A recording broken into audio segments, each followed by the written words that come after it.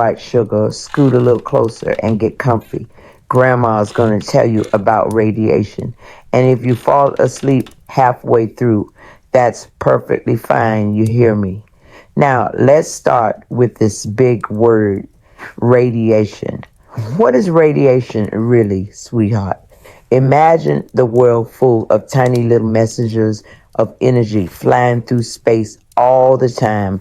Some of them you already know, like radio waves, Wi-Fi, microwaves, X-rays, and the spooky sounding stuff from nuclear materials. All of that is radiation. Tiny packets of energy zipping around, bumping into things. Some are gentle, some are rough, just like people at a family barbecue. Some of these are low energy. They're the calm cousins, radio waves, Wi-Fi, visible light, microwaves. They mostly just warm things up a little or carry information. Like your Wi-Fi bringing you cat videos and gossip that can't really break atoms apart. We call these non-ionizing radiation. They're like a soft tap on the shoulder. Then we have the strong stuff, the spicy crowd, X-rays, gamma rays, particles from nuclear materials. These carry a lot of energy. When they hit atoms, they can knock pieces off. That's ionizing radiation. And that's the kind that can really stir up trouble in your body, baby. Now listen, child. Here comes Grandma's Lego story.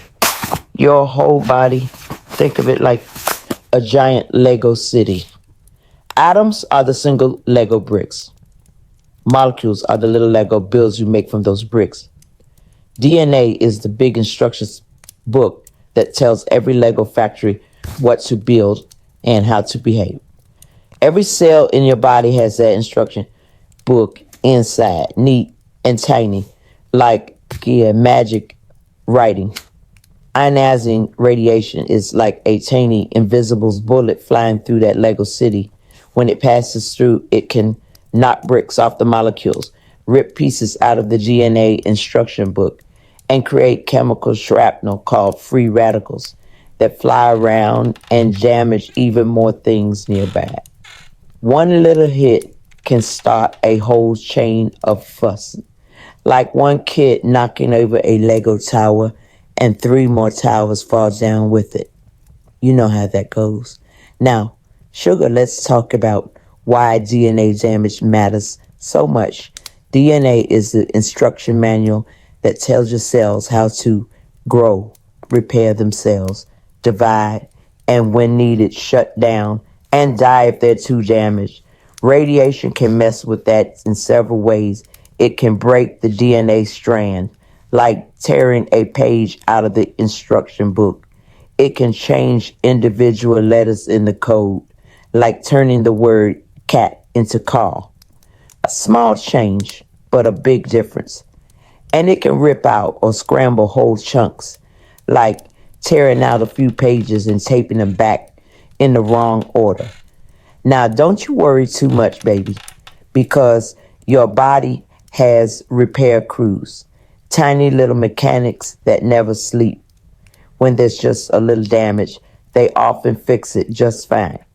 But when there's a lot of damage at once, those poor mechanics get overwhelmed and broken parts stay broken. If your eyes are getting heavy while Grandma talks about DNA, that's all right. You just rest. I'll keep on going. The story will slide right into your dreams. Let's talk about what happens when there's just too much damage. There are a few important things that can go wrong. One way is that some cells die right away. If the damage is big, the cell just gets up and dies on the spot. If lots of cells in the same area die together, things start to break down. If many gut cells die, you get vomiting, diarrhea, and trouble absorbing food. If many bone marrow cells die, you don't make enough blood cells, and you get infections, bleeding, and anemia. If many skin or hair cells die, you get burns, sores, and hair loss. That's like bombing a Lego factory so badly every machine breaks at once. The place just shuts down. Another possibility is that some cells survive, but they're wrong on the inside. This is where cancer comes in. If the part of the DNA that tells the cell when to stop dividing gets damaged, the cell may stop listening to the rules. It can keep dividing and dividing, turning into a lump of misbehaving cells. That's cancer, baby. It doesn't usually show up the next day. It can take years before that broken instruction grows into something like leukemia or thyroid cancer or other radiation linked cancers. It's like the safety switch in the factory snapped off. And now the machines run all night making junk no one ordered. There's another problem too. Some cells can't divide properly anymore. Some cells in your body are busy bees. The lining of your gut, the blood forming cells in your bone marrow, reproductive cells. They're always dividing, always renewing, so you stay alive and healthy. If radiation damages the parts of DNA that control this division, then new cells aren't made fast enough. Tissues wear out, healing slows down, and organs can start to fail over time. That's why high doses of radiation can be so dangerous. Now let's talk about something else you might be wondering. How can certain objects emit radiation? Maybe you've heard about the elephant's foot in Chernobyl or a simple tree in that area being radioactive.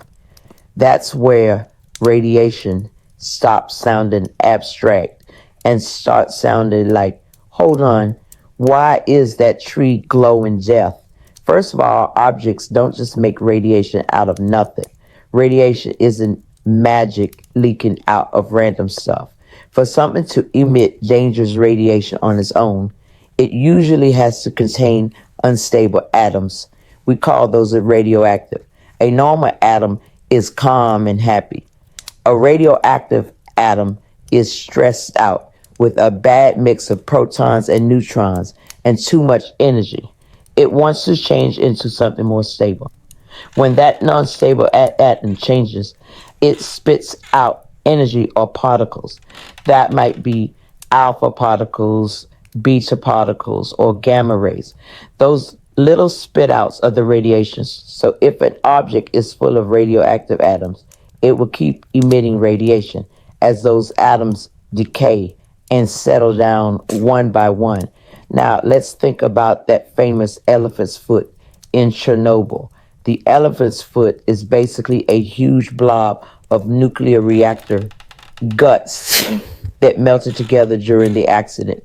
Things like uranium fuel, melted concrete, sand, metal, and other materials all fused into a weird glassy rock called corium. Inside that blob are tons of radioactive atoms. The original uranium, various fission products like strontium and cesium, and other materials that were changed by the reactor. All of those unstable atoms are constantly decaying. Every time one of them changes, it gives off radiation. Because there are so many of these atoms packed into one place, the elephant's foot emits a lot of radiation. In the early years, just standing near it for a short time could be deadly. So it's not casting some special evil spell, baby. It's just a big lump full of stressed out atoms, all taking turns saying, nope, can't do this anymore, and transforming. Every little tantrum sends out a bit of radiation. Over time, it has become less radioactive because many of the most unstable atoms have already decayed. But it still gives off radiation. Now let's move from the elephant's foot to something gentler. A tree in Chernobyl. How can a tree be radioactive? There are two main ways. One way is that radioactive dust can sit on the outside. After the explosion, radioactive dust and ash fell from the sky like poisonous snow.